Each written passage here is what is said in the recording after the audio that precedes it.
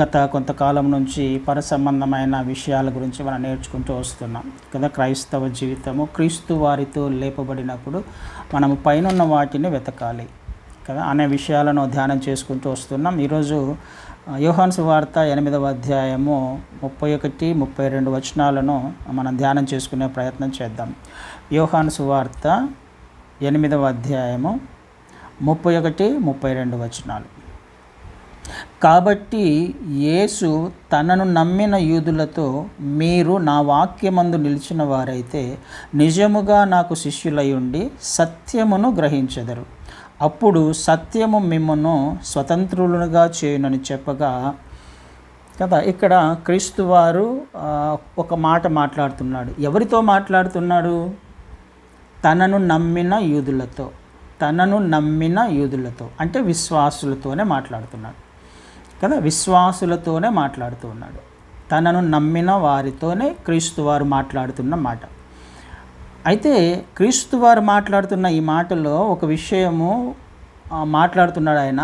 మీరు సత్యమును గ్రహించెదరు అనే మాట మనం ఇక్కడ చూస్తాం కదా. మీరు నా వాక్యమందు నిలిచిన వారైతే నిజముగా నాకు శిష్యులై ఉండి సత్యమును గ్రహించెదరు. వాక్యమందు నిలిచిన వారిలో కనపడే 2 లక్షణాలు. ఎవరైతే క్రీస్తు వారి వాక్యమందు నిలిచిన అనుభవం ఉంటుందో వారిలో కనిపించే లక్షణాలు ఏంటి? శిష్యులుగా ఉంటారు, ఒకటి సత్యమును గ్రహిస్తారు కదండి. సత్యమును గ్రహించేవారుగా, శిష్యులుగా ఉండేవారిగా ఉంటారు అనే విషయము అర్థమవుతుంది. క్రీస్తు వారి యొక్క ఉద్దేశం ఏంటి? లేఖనాల యొక్క ఉద్దేశం ఏంటి? క్రైస్తవ జీవితం యొక్క ఉద్దేశం ఏంటి? అల్టిమేట్గా క్రైస్తవుడు ఎలా జీవించాలని దేవుడు కోరుకుంటున్నాడు, వాక్యము కోరుకుంటుంది. ఇక్కడ మనము సత్యము అనే మాట చూస్తున్నాం. సత్యమును గ్రహించగలిగిన వాడే శిష్యుడు, సత్యమును గ్రహించేవాడే క్రైస్తవుడు.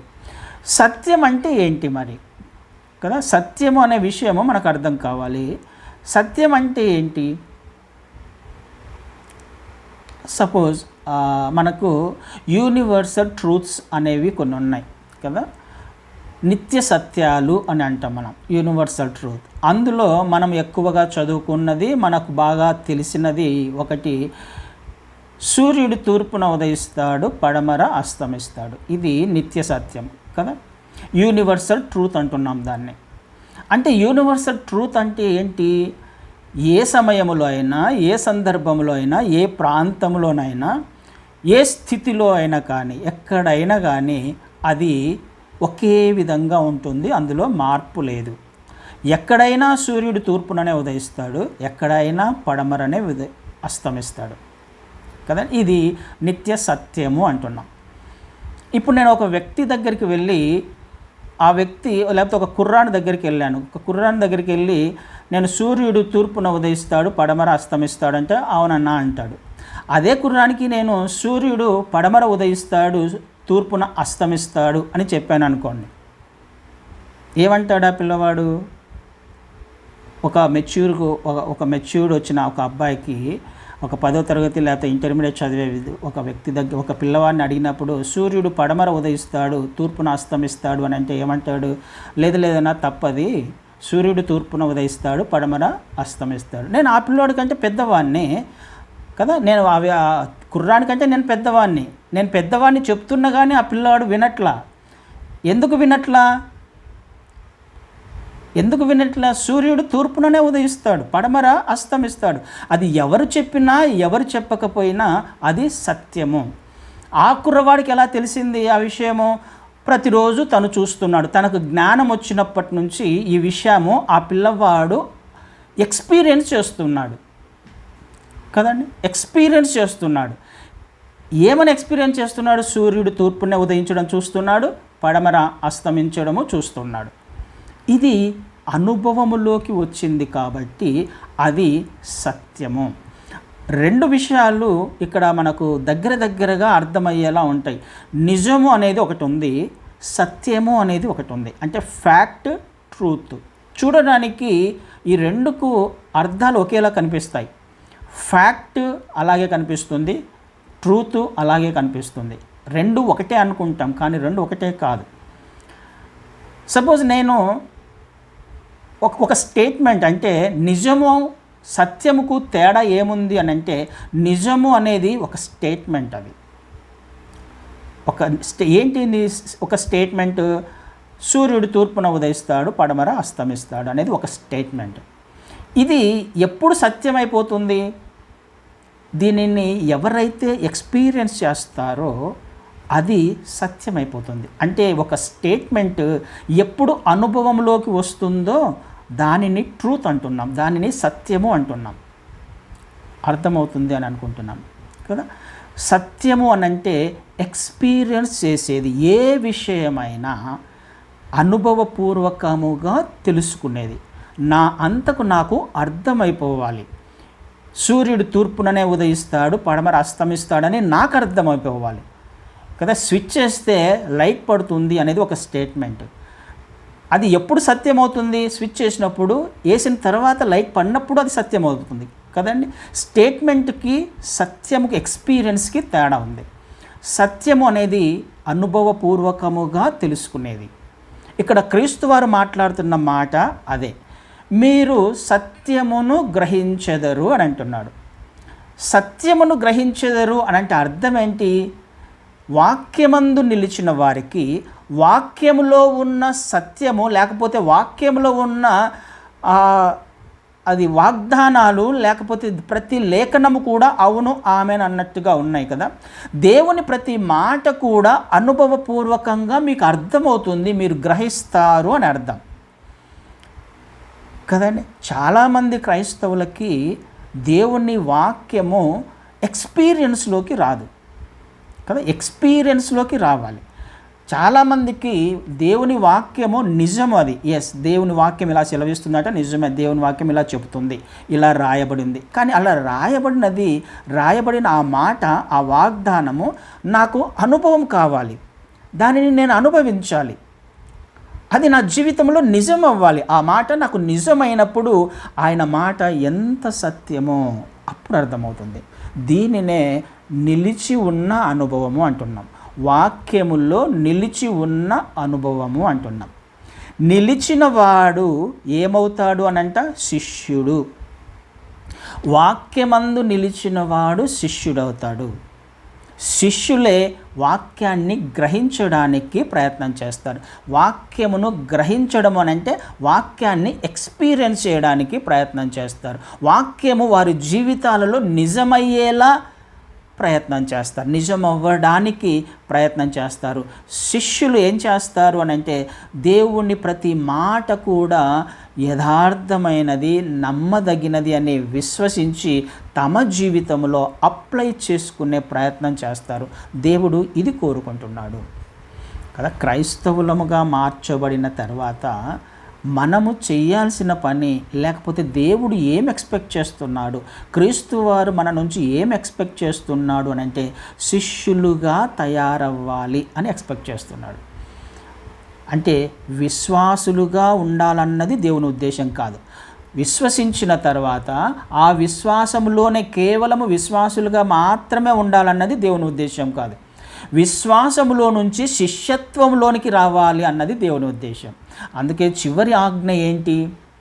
క్రీస్తు వారు ఇచ్చిన లాస్ట్ కమిషన్ అంటాం మనం కదా. ఏంటి లాస్ట్ కమిషన్? 28వ అధ్యాయం మత్తయి సువార్త 20 వచనాల్లో, 19-20 వచనాల్లో ఉంది. మీరు సర్వలోకమునకు వెళ్ళి సర్వ సృష్టికి సువార్తను ప్రకటించి శిష్యులనుగా తయారు చేయండి అంటాడు. విశ్వాసులనుగా తయారు చేయండి అనట్లా, అక్కడ శిష్యులనుగా తయారు చేయండి అంటాడు. అంటే వాక్యము ప్రకటించబడిన తర్వాత, విశ్వాసములోకి వచ్చిన తర్వాత విశ్వాసిగానే ఉండకూడదు. కేవలము చర్చికి వెళ్ళి ప్రార్థన చేసుకుని మన వరకు మాత్రమే విశ్వాసాన్ని పెట్టుకోవడం అనేది దేవుని ఉద్దేశం కాదు. ఎందుకు దేవుని ఉద్దేశం కాదు? ఎందుకు విశ్వాసిగానే ఉండకూడదు? చాలా డేంజర్ ఉంది అందులో. కేవలం విశ్వాసిగా ఉంటే చాలా అపాయం ఉంది. ఏం అపాయం ఉందో ఈ ఈ సందర్భాన్నే మనం గమనించే ప్రయత్నం చేద్దాం. యోహాను సువార్త 8వ అధ్యాయం 31, 32 వచనాలు చదివాం కదా. తర్వాత వచనాలను ఒకసారి చదివే ప్రయత్నం చేస్తే ఆయన అంటాడప్పుడు నీకు శిష్యులయ్యుండి సత్యమును గ్రహించెదరు, అప్పుడు సత్యము మిమ్ములను స్వతంత్రులుగా చేయునని చెప్పగా వారు మేము అబ్రహాము సంతానము, మేము ఎన్నడూను ఎవనికిని దాసులమై ఉండలేదే, మీరు స్వతంత్రులుగా చేయబడుదురని ఎలా చెప్పుచున్నారని ఆయనతో అనిరి. ఏం జరుగుతుంది ఇక్కడ? ఒక డిస్కషన్ జరుగుతుంది కదా. సత్యము మిమ్మల్ని స్వతంత్రులుగా చేస్తుంది అని అంటే స్వతంత్రులుగా చేస్తుందంటే మేమన్నా దాస్యంలో ఉన్నామా? మేము దాసత్వంలో ఉన్నామా? మేము అబ్రహాం సంతానం కదా, మేము విశ్వాసులము, దేవుని పిల్లలం. మేము ఎక్కడ కూడా ఎవరికి కూడా మేము దాసులం కాదు.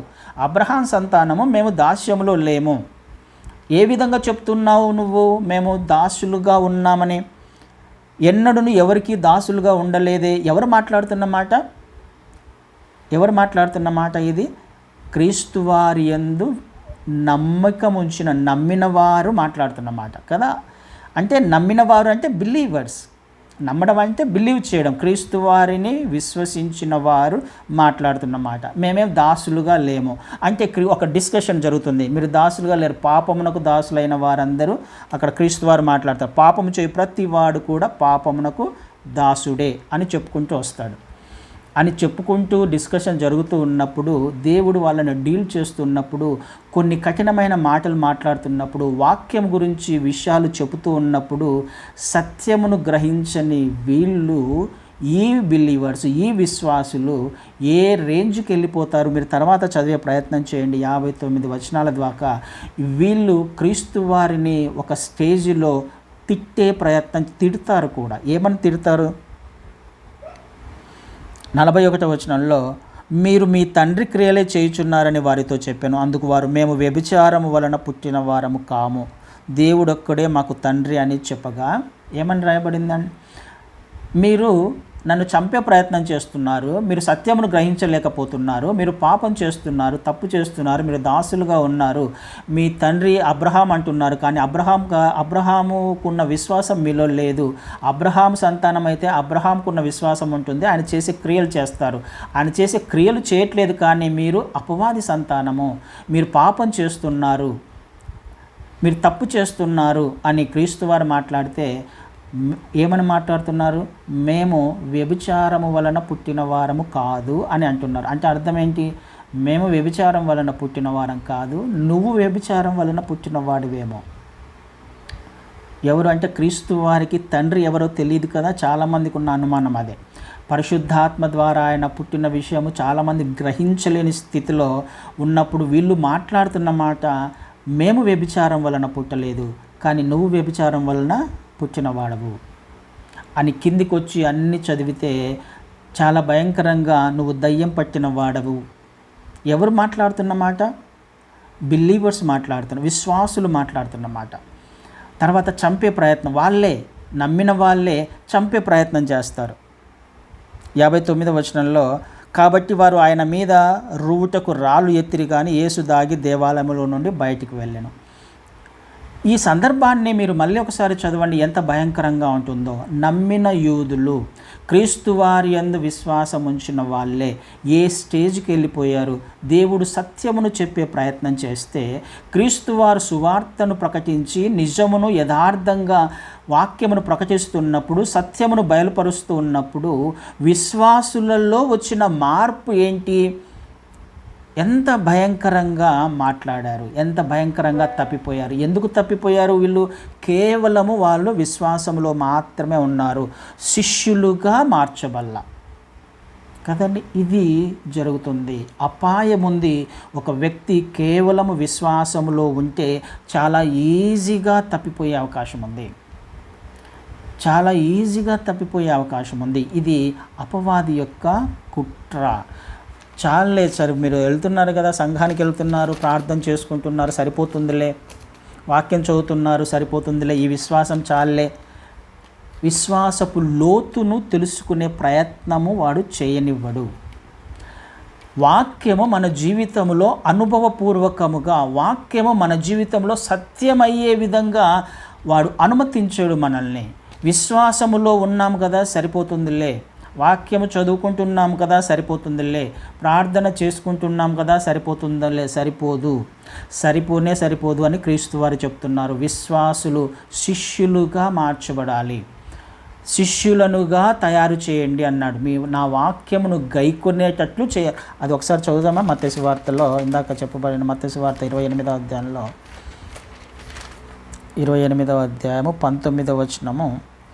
కాబట్టి మీరు వెళ్ళి సమస్త జనులను శిష్యులనుగా చేయుడి, తండ్రి యొక్కయు కుమారుని యొక్కయు పరిశుద్ధాత్మ యొక్కయు నామంలోకి వారికి బాప్తిసం ఇచ్చుచు, నేను మీకు ఏ ఏ సంగతులను ఆజ్ఞాపించితినో వాటన్నిటినీ గైకొనవలెనని వారికి బోధించుడి. ఇదిగో నేను యుగ సమాప్తి వరకు సదాకాలం మీతో కూడా ఉన్నాను. నేను మీకు ఏ ఏ సంగతులను బోధించితినో వాటన్నిటిని ఏం చేయాలి? గైకొనాలి, క్రియలలో పెట్టాలి కదండి. శిష్యత్వం ఎలా వస్తుంది, శిష్యునిగా ఎలా మార్చబడతాము అని అంటే దేవుని మాటలన్నీ ఒక్కొక్కటిగా మనము క్రియలలో పెట్టే ప్రయత్నం చేయాలి. అప్పుడు మాత్రమే శిష్యత్వంలోకి శిష్యులుగా మనం మార్చబడతాం. దేవుడు కోరుకునేది అదే. కేవలము విశ్వాసిగా ఉండడము దేవునికి ఇష్టం లేదు. దేవుని ఉద్దేశం అది కానే కాదు. ఎందుకు? చాలా ఈజీగా తప్పిపోతాం. ఒక కఠినమైన మాట వచ్చినప్పుడు, కఠినమైన లేఖనాలు సేవకుడు కానీ లేకపోతే మనము సంఘంలో కానీ ఎవరైనా చెబుతూ ఉన్నప్పుడు మన హృదయము స్టబర్న్ అయిపోతుంది. మన హృదయము వెంటనే దానిని రిజెక్ట్ చేస్తుంది కదా. మన హృదయము ఒప్పుకోదు, సత్యము ఒప్పుకోదు. ఆడు జరుగుతున్న పని అదే. నమ్మిన యూదులు సత్యమును ఒప్పుకోలేకపోతున్నారు. సత్యమును ఒప్పుకోలేక ఏమైపోతున్నారు? దేవుని మీద, క్రీస్తు వారి మీదనే తిరుగుబాటు చేస్తున్నారు. నువ్వు ఫలానా వాడివి, నువ్వు దయ్యం పట్టిన వాడివి కదా. ఏమేం మాట్లాడుతున్నారు? విశ్వాసులు ఒక చిన్న శ్రమ, ఒక కష్టము, ఒక నష్టము హృదయంలో కుచ్చుకునే ఒక మాట అయినప్పుడు వెంటనే మనకు ఒక రెసిస్ట్ చేస్తాం వాక్యాన్ని, ఆ మాటను మనము దానిని ఒప్పుకోము, అంగీకరించము. ఎప్పుడు? శిష్యులుగా కానప్పుడు, కేవలము విశ్వాసములో మాత్రమే ఉన్నప్పుడు. కానీ చాలా సంఘాలలో జరుగుతున్న పని, విశ్వాసులుగానే సంఘాలకు వెళ్తుంటారు, కానీ వారి యొక్క పరిస్థితి ఎలా ఉంటుందంటే వారు వాక్యమందు నిలిచి ఉండే అనుభవం ఉండదు, కానీ సేవకుని మీద ఆశ పెట్టుకుంటారు, సేవకుని మీద దృష్టి పెట్టుకుంటారు కదా. ఆ మాటనే మనకి 1 కొరింథీయులు 2వ అధ్యాయంలో ఒక మాట ఉంటుంది. 1 కొరింథియన్స్ 2nd చాప్టర్ 5వ వచనంలో, 2వ అధ్యాయము 5వ వచనము, మీ విశ్వాసము మనుషుల జ్ఞానమును ఆధారం చేసుకొనక దేవుని శక్తిని ఆధారం చేసుకొని ఉండవలనని నేను మాటలాడినను, సువార్త ప్రకటించినను, జ్ఞానయుక్తమైన తీయని మాటలను వినియోగింపక పరిశుద్ధాత్మయు దేవుని శక్తియు కనపరుచు దృష్టాంతములనే వినియోగించి తిని. మీ విశ్వాసం ఎలా ఉండాలి? మనుషుల జ్ఞానమును ఆధారం చేసుకోకూడదు. ఇప్పుడు జరుగుతున్న పరిస్థితి అదే. సేవకుల యొక్క జ్ఞానాన్ని, వారి యొక్క వాక్చాతుర్యాన్ని, వారు చెబుతున్న పద్ధతులను, ఎగ్జాంపుల్స్ను లేకపోతే పిట్టకథలను, వీటన్నిటినీ ఆధారం చేసుకొని విశ్వాసులందరూ వారి యొక్క విశ్వాసం ఎవరి మీద పెడుతున్నారు? సేవకుని మీద పెడుతున్నారు, ఒక మనిషి మీద పెడుతూ ఉన్నారు. మీ విశ్వాసము మనిషి జ్ఞానం మీద ఆధారపడకూడదు, దేవుని శక్తి మీద ఆధారపడాలి. దేవుని లేఖనాలు ఎంత సత్యమైనవో, ఆ వాక్యములో నిలిచి ఉంటే ఆ వాక్యము ఏ విధంగా నీ జీవితంలో ఫలిస్తుందో, దేవుడు ఎంతగా నిన్ను ఆశీర్వదించాలని ఇష్టపడుతున్నాడో, ఎంతగా పరిశుద్ధపరచాలని ఇష్టపడుతున్నాడో, ఎంతగా నిన్ను తన రాజ్యములో బలంగా పనికొచ్చే పాత్రగా వాడుకోవడానికి ఇష్టపడుతున్నాడో ఆ అనుభవంలోకి రావాలి. ఆ శక్తి ఏంటో నువ్వు రుచి చూసి తెలుసుకోవాలి, కానీ మనుషుల మీద ఆధారపడొద్దు. మనిషి వైపు చూడదు. ఎంత పెద్ద సేవకుడైనా మనిషే, సేవకుడైనా మనిషే కదా. ఎంత పెద్ద సేవకుడైనా మనిషి అయితే ఏమవుతుంది? తప్పిపోతాడు కదండి. మనుషులందరూ ఆ సేవకుని మీద విశ్వాసం పెట్టినప్పుడు ఆ సేవకుడు తప్పిపోతే, తప్పు పనులు చేస్తే, అది బయటపడితే ఇప్పుడు విశ్వాసం ఏమైపోతుంది? మనుషుల యొక్క విశ్వాసము, అయ్యో నేను అనవసరంగా ఆ వ్యక్తిని నమ్మాను, మంచోడు అనుకున్నాను, అలా చేశాడు, ఏమైపోయింది? విశ్వాసం బలహీనపడిపోయింది ఎవరి యందు విశ్వాసం ఉంచడానికి వచ్చాము? మనుషుల మీద విశ్వాసం ఉంచడానికి కానే కాదు. అందుకనే ఎవరు తప్పిపోతారు? విశ్వాసులు మాత్రమే తప్పిపోతారు. అలా చేసినప్పుడు మనుషుల మీద మనము ఆలోచనలను, ఆశలను, లేకపోతే గొప్పవాడని, అదని ఇదని ఒక అభిప్రాయం పెట్టుకుంటాము ఒక సేవకుని మీద. అది కాదు దేవుని వాక్యం సెలవిస్తుంది. తప్పిపోయే అవకాశం ఉంది. కేవలం విశ్వాసిగానే ఉంటే, మనుషుల జ్ఞానమును ఆధారం చేసుకొని మనుషుల వైపు చూసే ప్రయత్నం చేస్తే, దేవుని లేఖనాలు కాకుండా, దేవుని వాక్యము కాకుండా, దేవుని శక్తిని ఆశ్రయించకుండా మనిషిని ఆశ్రయించే ప్రయత్నం చేస్తే ఖచ్చితంగా ఒకరోజు అవమానము తప్పదు, ఒకరోజు బలహీనపడము తప్పదు, ఒకరోజు మనం కూడా తప్పిపోయే అవకాశం ఉంది. అందుకనే దేవుడు ఏం కోరుకుంటున్నాడు? విశ్వాసములోకి శిష్యత్వంలోకి రావాలి, శిష్యులుగా మార్చబడాలి. మార్చబడకుండా ఈ అపవాది చాలా ప్రయత్నాలు చేస్తూనే ఉంటాడు. మనకున్న ఆ విశ్వాసాన్ని, సరళమైన విశ్వాసాన్ని తప్పించే ప్రయత్నం చేస్తూ ఉంటాడు కదా. పౌలు గారు అదే మాట అంటాడు కొరింథీయులకు రాసిన పత్రిక 11:2 కదా. ఒకసారి చూద్దాం. 2 కొరింథీయులలో 2 కొరింథియన్స్ 11వ అధ్యాయం 2వ వచనము. సర్పము తన కుయుక్తి చేత హవ్వను మోసపరిచినట్లు మీ మనస్సులను చెరుపబడి క్రీస్తు ఎడలనున్న సరళత నుండి, పవిత్రత నుండి ఎట్లయిననో తొలగిపోవునేమో అని భయపడుచున్నాను కదా. కుయుక్తి చేత, సర్పము తన కుయుక్తి చేత హవ్వను మోసపరిచినట్లు మీ మనస్సులు కూడా చెరుపబడి. ఏం జరిగే ప్రయత్నం చేస్తుంది అక్కడ? అపవాది ఏం చేస్తాడు? మనస్సును చెరిపేస్తాడు. ఎవరి మనస్సుని? అన్యుల మనస్సుని కాదు, విశ్వాసి యొక్క మనస్సునే.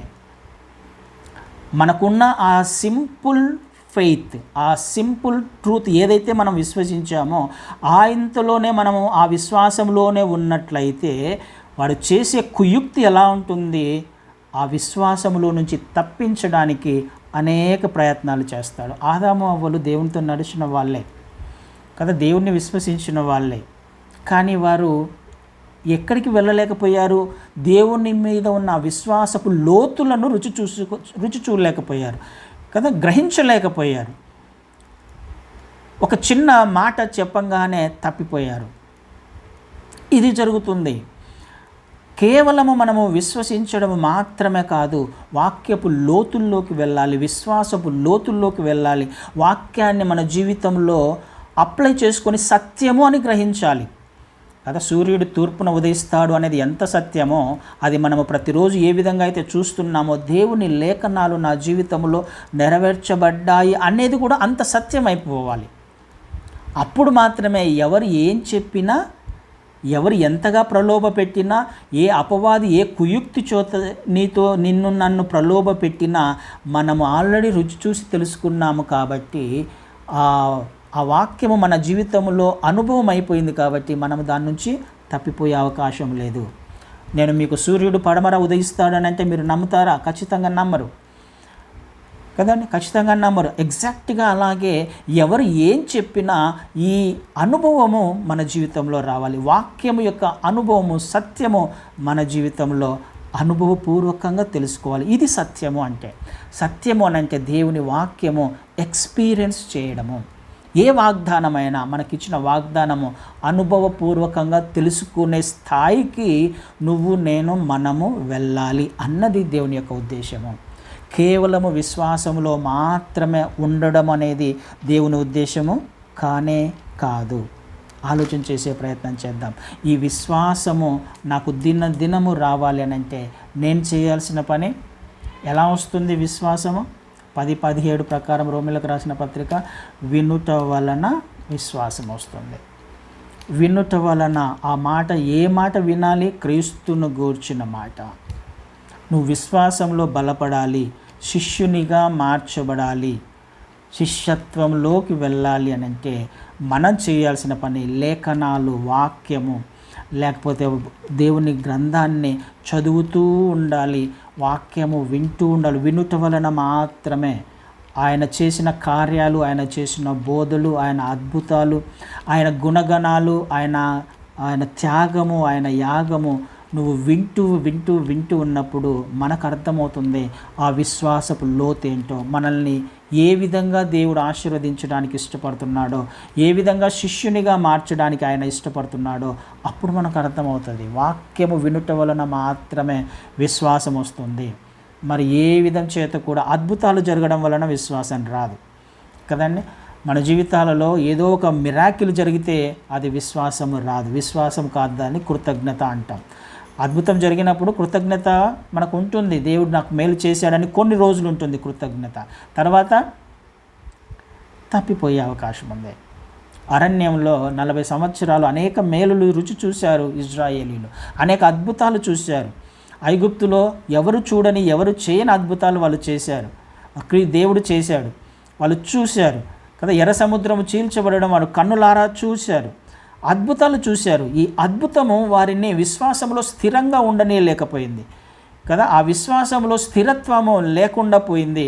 ఆ అద్భుతం చూశారు, మళ్ళీ కొంతసేపు అయిపోయిన తర్వాత కొన్ని రోజులకే మళ్ళీ సనగడము గొనగడం మొదలుపెట్టారు.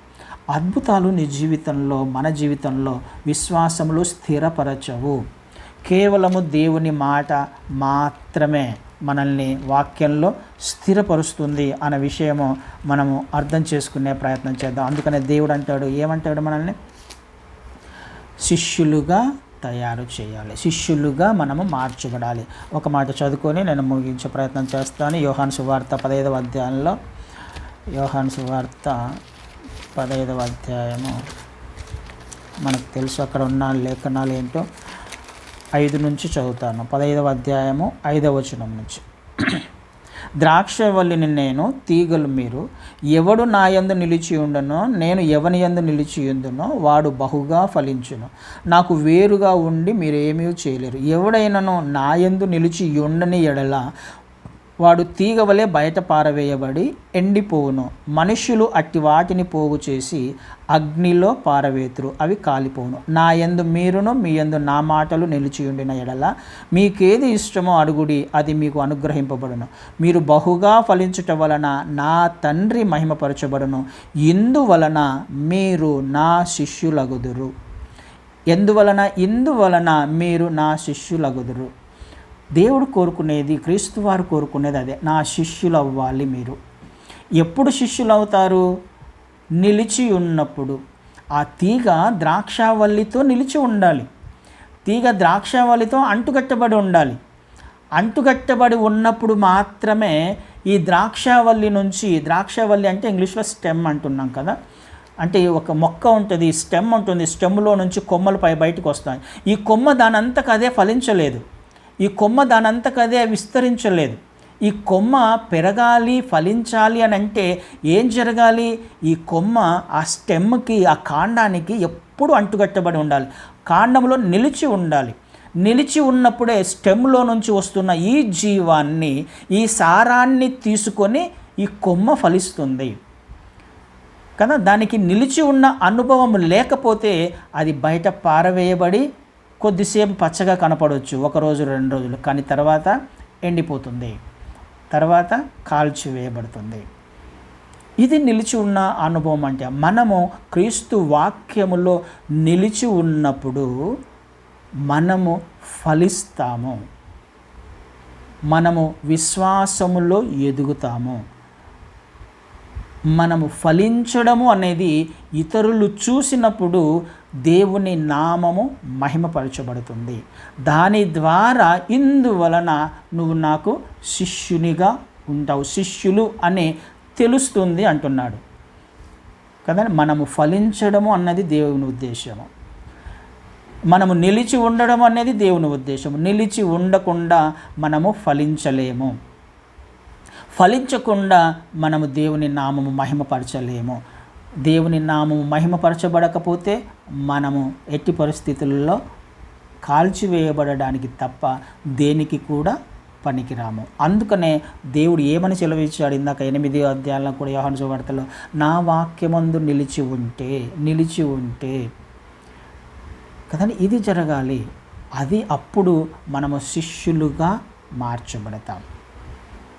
దేవుడు కేవలము విశ్వాసములో మాత్రమే ఉండాలన్నది దేవుని ఉద్దేశం కాదు. విశ్వాసములో దినదినము ఎదుగుతూ ఉండాలి, విశ్వాసములో బలపడుతూ ఉండాలి, స్థిరపడుతూ ఉండాలి, క్రీస్తు సారూప్యతను సంపాదించుకోవాలి కదా. శిష్యులుగా మార్చబడుతూ అనేక మందికి ఆశీర్వాదకరంగా, అనేక మందిని నడిపించేవారముగా కదా, క్రీస్తు వద్దకు నడిపించేవారముగా కదా. శిష్యులు ఊరికే ఉండరు. ఇక శిష్యునిగా తయారు చేయబడిన తర్వాత, ఆయనను రుచి చూసి తెలుసుకున్న తర్వాత ఏం చేస్తాం? సహజంగా మనము కూడా ప్రకటిస్తాం, దేవుణ్ణి ప్రకటిస్తాం, నామమును ఘనపరుస్తాం, అనేక మందిని దేవుని వద్దకు తీసుకొచ్చే ప్రయత్నం చేస్తాం. ఇందువలన మనము శిష్యులము అని దేవునికి తెలుస్తుంది. ఇది జరగాలి మన జీవితంలో. కేవలము విశ్వాసులుగా ఉంటే మనం నమ్ముకున్నానులే, ఆయన యందు విశ్వాసం ఉంచానులే, ఇక వాక్యం చదువుకుంటున్నాంలే, కానే కాదు. ఆడి వరకు ఉన్నాము అని అంటే అపవాది అనేక ప్రయత్నాలు చేస్తాడు నిన్ను ఆ విశ్వాసములో నుండి తప్పించడానికి. కుయుక్తి చేత, అది తెలియకపోవచ్చు మనకి, అది గ్రహించలేం మనం కదా. వాడు లేఖనాలనే తీసుకొని వస్తాడు, లేకపోతే మంచి మంచి విషయాలనే మన ముందుకు తీసుకొని వచ్చి చిన్న డైవర్షన్ పెడతాడు. చిన్న డైవర్షన్, ఇట్లా మనం స్ట్రైట్గా వెళుతూ ఉన్నాము, చిన్న డైవర్షన్ పెడితే ఈ డైవర్షన్ స్ట్రైట్గా ఎక్కడికి వెళ్ళిపోతుంది? మనకు చాలా రోజుల తర్వాత కానీ తెలీదు మనం తప్పిపోయామని కదా, క్రాస్కి వెళ్ళిపోతుంది. చిన్న డైవర్షనే. 90 degrees యాంగిల్లో కొంచెం యాంగిల్ తీసుకున్నాం అనుకోని, ఆ యాంగిల్ తీసుకొని స్ట్రైట్గా పోతే ఎక్కడికి వెళ్తాం? మన గమ్యస్థానం చేరుకోగలమా? చేరుకోలేం. ఇది జరుగుతుంది. చిన్న కుయుక్తిగా అపవాది నిన్ను నన్ను మనల్ని డైవర్ట్ చేసే ప్రయత్నం చేస్తాడు, విశ్వాసము నుంచి శిష్యునిగా మార్చబడకుండా. ఇది మనకు అర్థం కావాలి, గ్రహించాలి వాక్యాన్ని. విశ్వాసంలో ఉండాలి, విశ్వాసములో నుంచి శిష్యత్వంలోకి రావాలి, అంటే అనుభవంలోకి రావాలి, వాక్యము అనుభవంలోకి రావాలి. కేవలం రక్షించబడ్డాములే అంటే సరిపోదు. ప్రతి లేఖనము కూడా, ప్రతి వాగ్దానం కూడా స్వతంత్రించుకునే ప్రయత్నం చేయాలి. శిష్యత్వంలోకి మనము మార్చబడాలి. అది దేవుని యొక్క ఉద్దేశము. ఆలోచన చేసే ప్రయత్నం చేద్దాం. దేవుని చిత్తము మన జీవితాలలో, మన కుటుంబాలలో, మన ఆత్మీయ జీవితంలో నెరవేర్చబడడానికి ప్రయత్నం చేద్దాం. శిష్యునిగా మార్చబడడానికి ప్రయత్నం చేద్దాం. అట్టి కృప దేవుడు మనందరికీ అనుగ్రహించునుగాక. ఆమేన్.